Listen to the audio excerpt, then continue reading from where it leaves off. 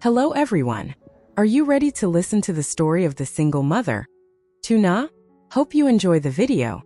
Ever since the news about the contract issue came in, everything has fallen into a whirlwind of chaos. Alex could barely sleep. Numbers, shipments, and responsibilities weighed so heavily on his shoulders that he stayed awake for many nights. Sitting in front of the computer, dark circles beneath his eyes, non-stop stressful emails kept flooding in. There were moments he felt like collapsing, but the responsibility of a leader didn't allow him to let go. And yet, last night when he stayed over at Tuna's house, in that small warm room, scented with wood and gentle tea, Alex had the most peaceful sleep he'd had in days. No notification sounds, no pressure to jump up and reply to emails.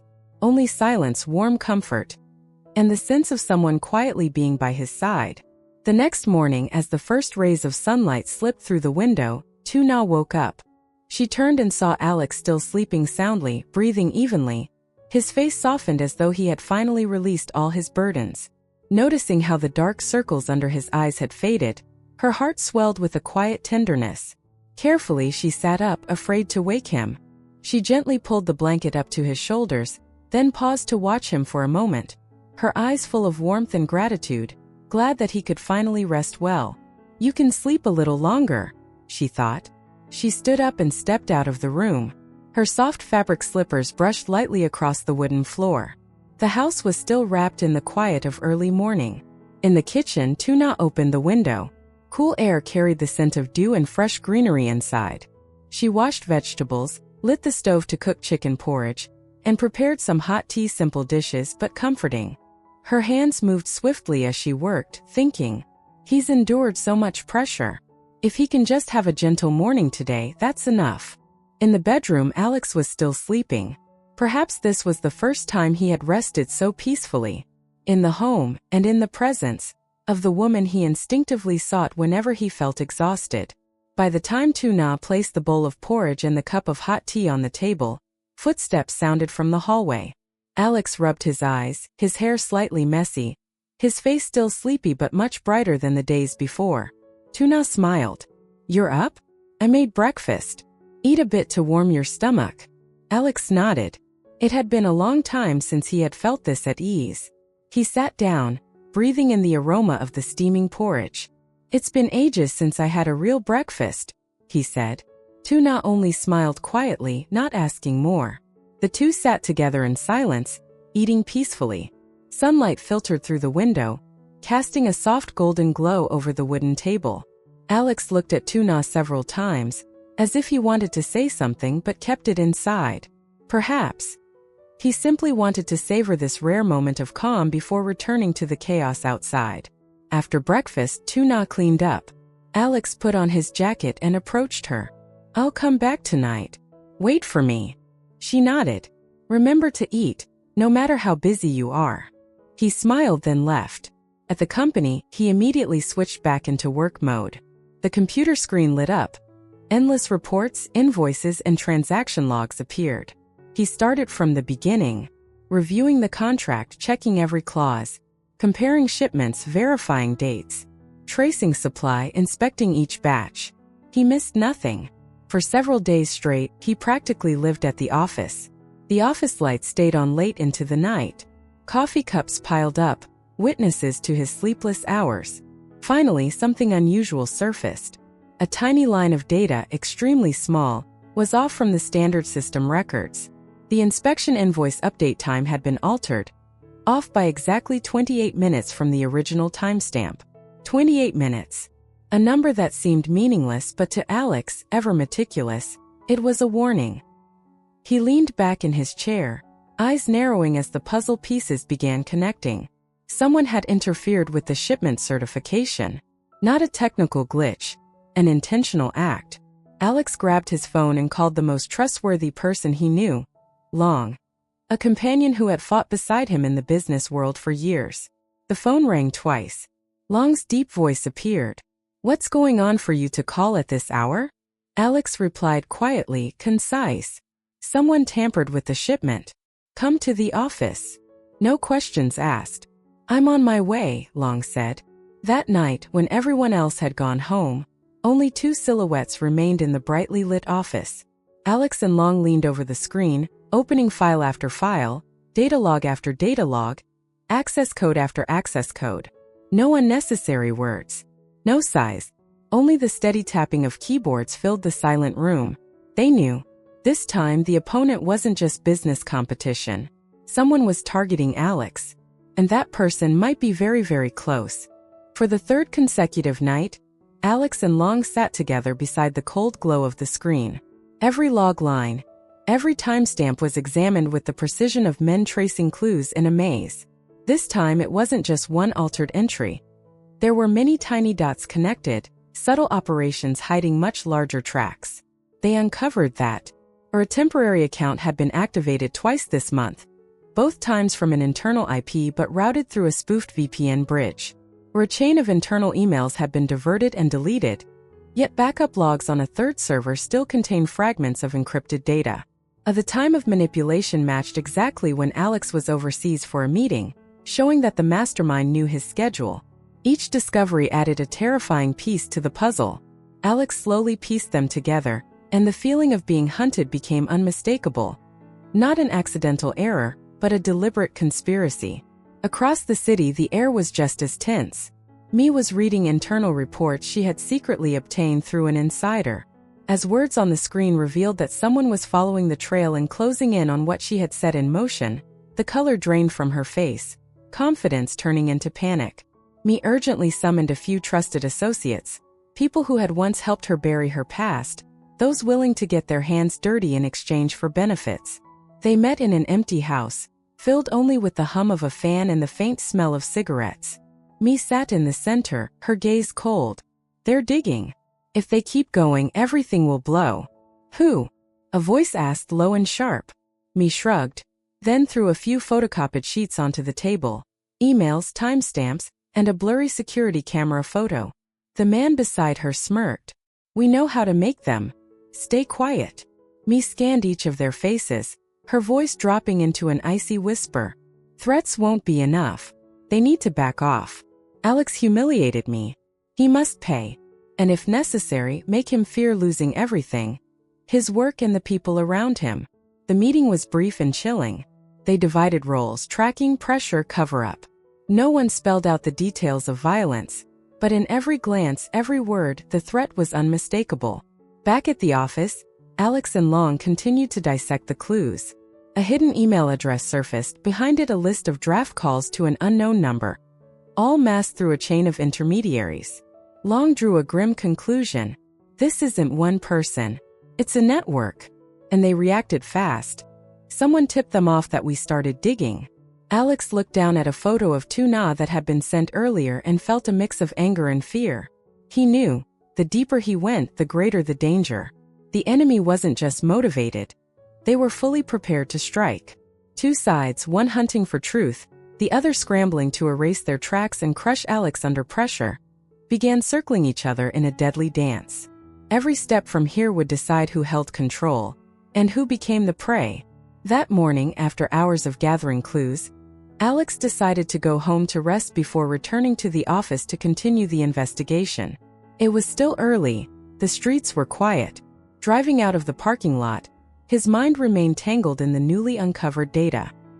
He was about to call Long when his rearview mirror caught the glare of headlights from a car behind him.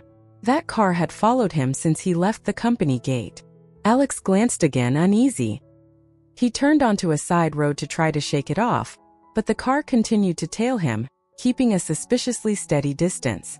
This isn't coincidence. Alex tightened his grip on the steering wheel. Before he could think further, the vehicle suddenly accelerated, swerving to the right and slamming forcefully against his car.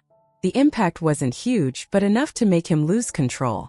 Alex struggled to steady the wheel, but the damp morning road made the tires slip. Damn it! His car skidded toward the shoulder, striking the guardrail. A harsh metallic crash echoed. The airbag exploded, slamming into his chest. Everything shook, light blurred and spun. The car stopped after several meters. Not catastrophic, but the blow left Alex dizzy. He tried to open his eyes, his trembling hands pushing the airbag aside. In pain but conscious. He looked up just in time to see the culprit's car pause a few seconds ahead, almost as if confirming he was down, before speeding away into the sparse traffic.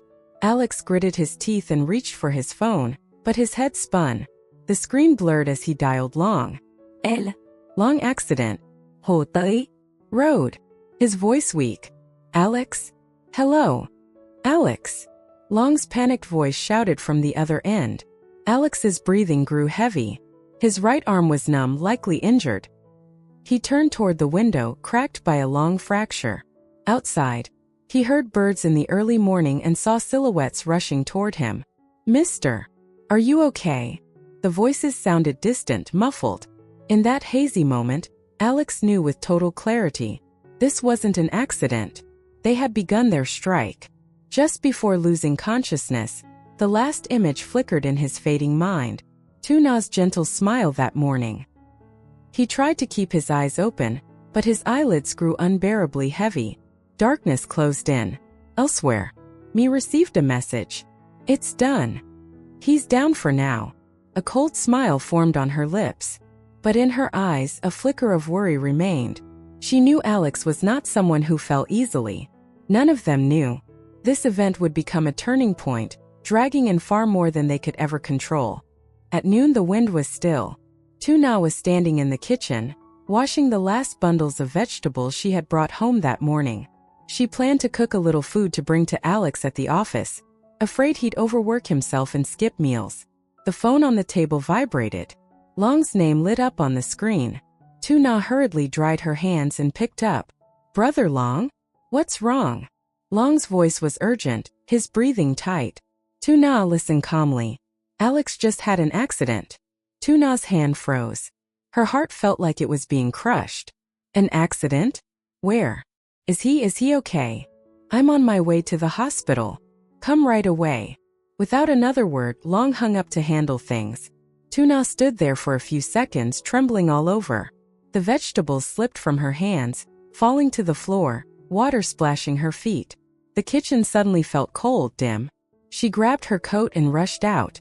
Her legs shook so hard she nearly fell as she locked the door. A neighbor called after her, but Tuna heard nothing. In her head, one thought echoed over and over. Alex! Alex, please be okay. She jumped into a taxi, shaking uncontrollably. As the car sped off, she clenched her hands so tightly her nails dug into her palms without her noticing. She tried calling Alex, but his phone wouldn't connect. Each time the ringtone started and cut off, a deeper chill crept into her chest. At the hospital, Long stood in the hallway, his coat still dusty. He had just come from the scene, his face tight with worry and anger. A doctor stepped out. Long approached. How is he, doctor? He was unconscious when he arrived. Fortunately, he received timely emergency care. No major fractures, but there's significant bodily trauma and a head injury. We're monitoring him closely. Long nodded and exhaled. It was serious, but there was still strong hope. Just then, hurried footsteps echoed. Tuna appeared, pale eyes brimming, breath broken. Brother Long. Alex, where is he? Long steadied her by the shoulders. Calm down. He's in the observation room. The doctor says he's stable, just not awake yet. But Tuna's ears buzzed. She stared at the lit door, a stabbing pain in her chest. Tears spilled over before she could stop them. This morning he still had breakfast with me. He was smiling at me. How could this happen? Her voice shattered, raw with grief. Long clenched his fist beside her. This accident wasn't random. I'll find out. Tuna lowered her head as tears streamed. Because of work, because of someone. He ended up like this, didn't he? Long didn't answer. But his silence said everything. She gripped the hem of her coat, trying to steady herself as her shoulders trembled. I want to see him. Long gave a slight nod. He led her to the observation window. Inside, Alex lay still, his head wrapped in white bandages, the monitors blinking steadily. His face was pale but peaceful, as if in deep sleep. Tuna looked at him, pressing her hand to the glass. Hot tears rolled down her cheeks. Alex, you have to wake up. Don't leave me.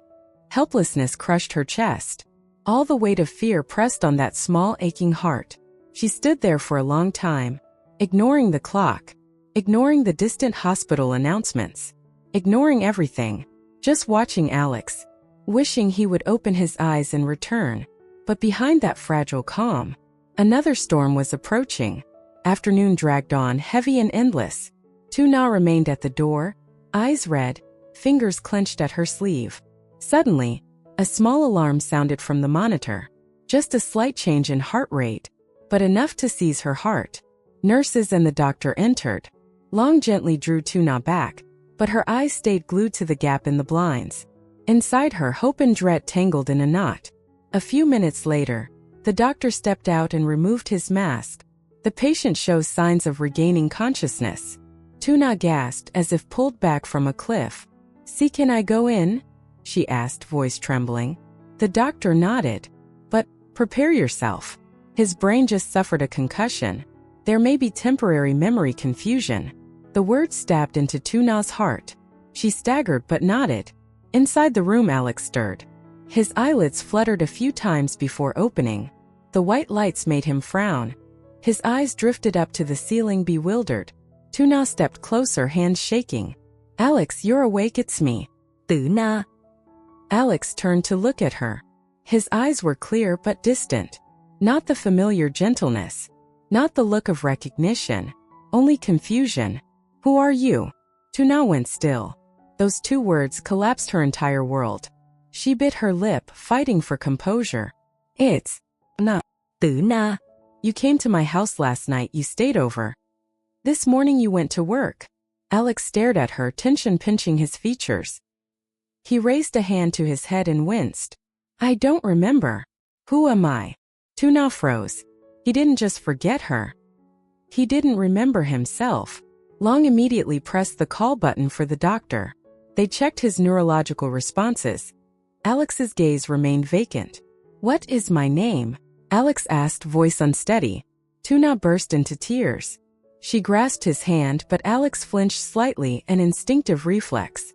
In that moment, her heart shattered. The doctor reassured them. "Don't panic. This could be temporary amnesia due to trauma. It often improves gradually over days to weeks." Tuna nodded rapidly, even as tears wouldn't stop.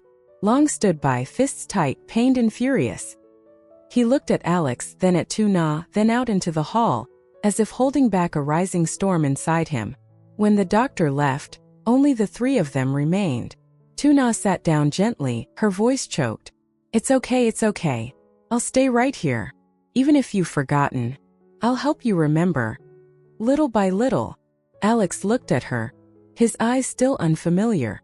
But deep within them, something seemed to tremble, like a faint shard of memory trying to flicker back to life.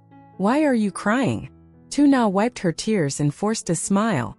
"Because I was so worried about you." Alex fell silent. He didn't recognize her, but his hand, involuntarily, shifted a little closer to hers. Just a little. But to Tuna it was hope. Out in the hallway, Long stepped aside to make a call. His voice dropped low. "They've made their move. It's worse than I thought." A curt voice on the other end. "Can you handle it?" Long looked through the glass at Tuna sitting by Alex's side. Her gaze unwavering. "Yes. But this time, I won't let them walk away." Long's eyes turned cold. Undercurrents were rising. And in that brightly lit room, two people sat side by side. One with a past wiped clean, one holding all the fragments of memory for them both. Outside, the darkness had already begun to move. In the days following the accident, Tuna was almost constantly at the hospital. She changed Alex's bandages, fed him spoonfuls of porridge, and sometimes told stories for him to listen to. Though Alex was still groggy, often confusing time and events, every time he saw Tuna, his heart seemed less restless. One morning, she sat beside his bed and opened her phone, showing him photos of the two of them, having dinner, shopping at the market, the day she fixed the porch while he stood behind her smiling. Alex stared at each picture for a long time. "This is me." Tuna smiled and nodded. "It's you. The person beside me." He reached out to touch the screen, hesitating, as if touching a distant memory. His brows furrowed, then he shook his head. "I don't remember." But Tuna didn't give up. She wrote down each small event in a notebook, like a diary. The day he came to stay with her. The day they went grocery shopping. The day he planted new rose bushes by the porch. Every night before he slept, she would read it to him. Even though Alex couldn't fully recall, he still listened attentively, as if the stories were reaching somewhere deep in his heart. Sometimes, he looked at her longer than usual, vaguely sensing a familiarity one he couldn't name. Meanwhile, somewhere deeper in the city, me entered an abandoned warehouse. Inside, 3 men waited, their faces cold as ice. "How's the situation over there?" one asked. Me frowned. "He's not dead, but he has amnesia. We can consider that half a success." One of the men chuckled. "With amnesia, he can't look for evidence. That's easier." Me clenched her hands. "Not certain. That woman is still with him. She might help him remember sooner." Hearing this, the leader raised an eyebrow. "Then we need to clean up thoroughly." They opened a metal container filled with documents, USBs, forged contracts, financial records. Every piece of evidence tied to the manipulated shipment and the staged crash. Me looked at each item, her heart trembling slightly. Her hand tightened, but finally she nodded. "Burn them. Leave nothing." One man lit a lighter.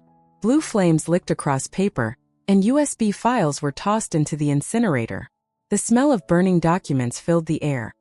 Every tray swallowed whole, leaving nothing behind. But when they reached the last folder, me suddenly froze. On the cover was a label. Camera route 9 to 512. Me narrowed her eyes. Someone beside her said, "That one hasn't been altered. Only partially saved, but you can see the license plate."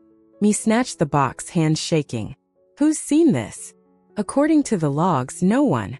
But if it stays too long, the system will review it."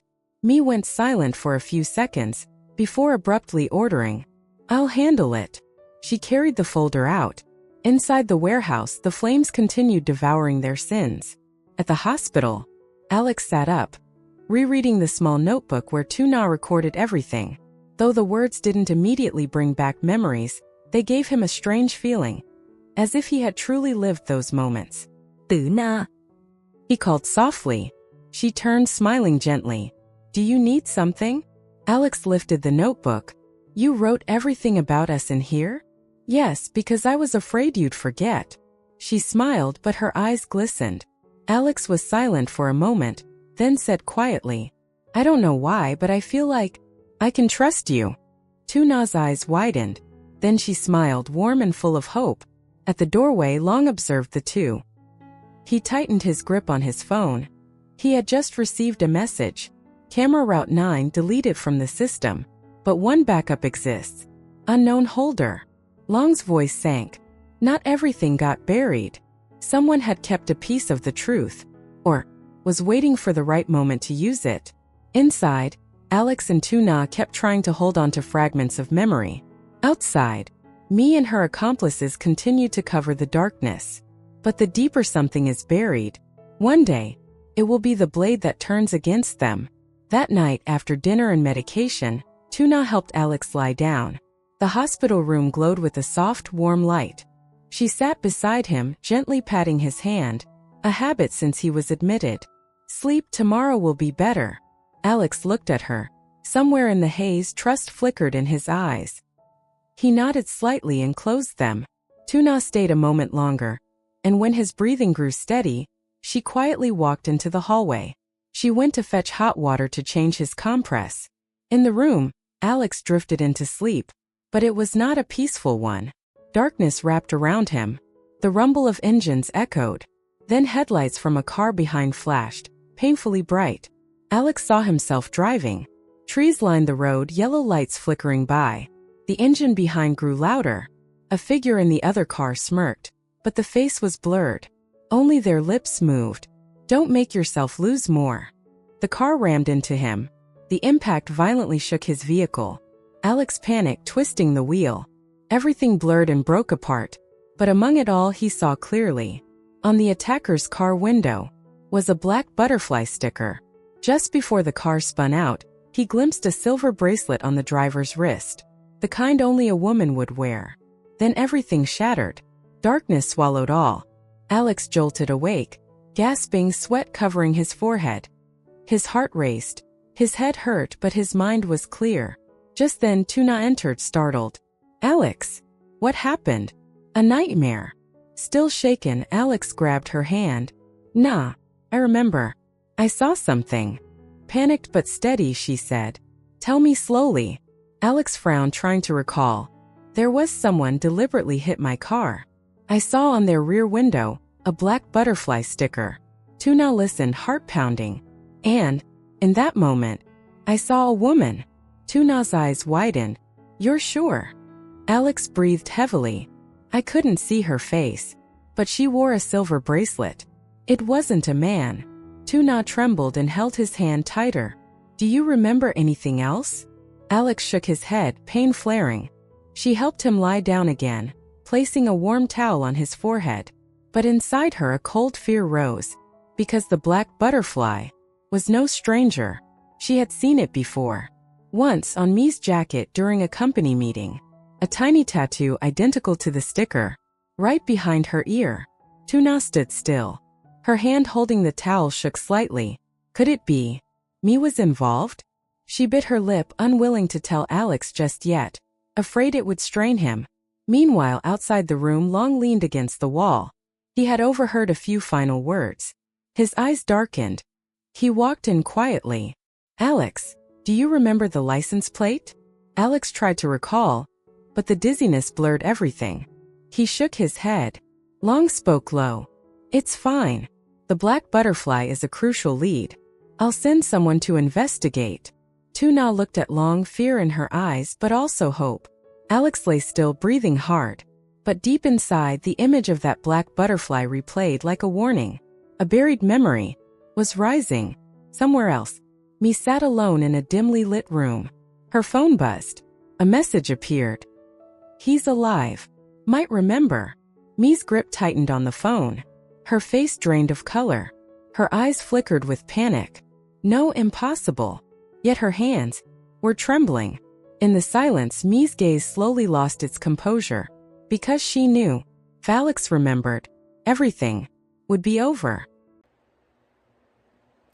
Xin chào mọi người, rất vui được gặp lại mọi người trong video của mình nha.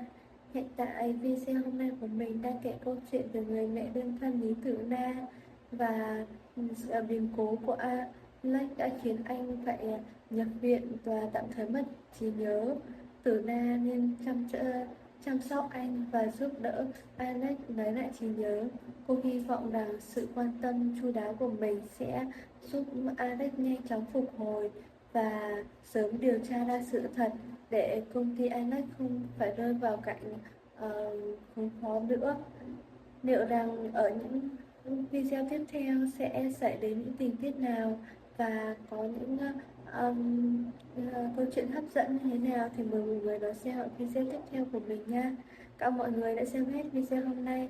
Xin chào và hẹn gặp lại mọi người ở video lần sau nha.